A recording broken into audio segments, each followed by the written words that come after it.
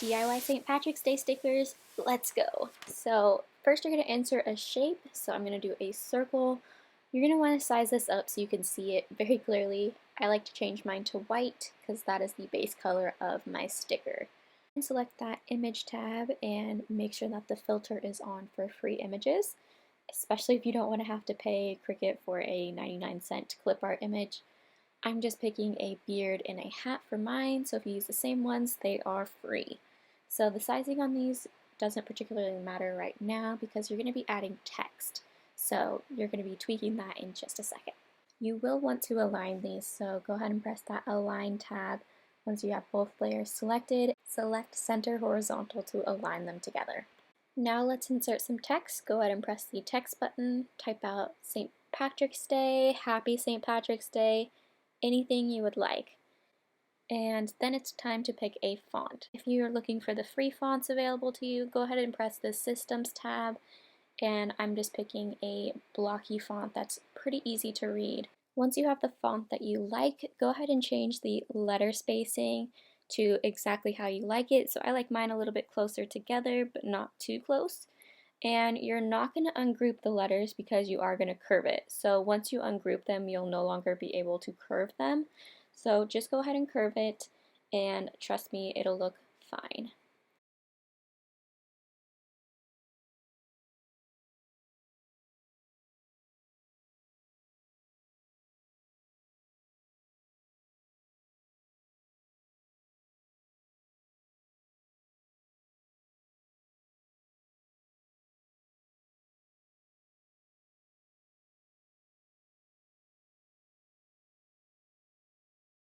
I selected the hat and the beard and decided to curve them a little bit because I felt like just sitting them straight looked a little bit weird, so it's totally up to you if you want to copy that or not.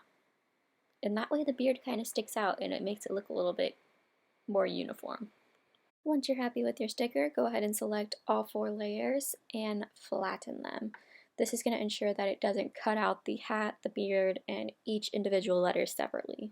Now go ahead and copy and paste the first row of stickers that you are going to be making, and then here's where the magic sets in. You don't have to perfectly line these up, just select all of the layers and press a line, distribute horizontally, and that's going to perfectly line them up. See? It's like magic. Alright, so I'm just sizing them all down by having all of them selected, and I decided to make 3 rows so that I can cut out 15 stickers at one time. Once I was seconds away from putting my sticker paper in, I realized I did not use any green. How did I not realize that? But since we flattened it, we can easily change this by pressing the unflatten button and changing the hat of each sticker. So if you don't want to do each sticker individually and change it, completely understand it. I'm going to do all of them though. So what you need to do instead is just delete all of the stickers, and then once you get one that's green and you flatten it again, just go ahead and paste them all over again.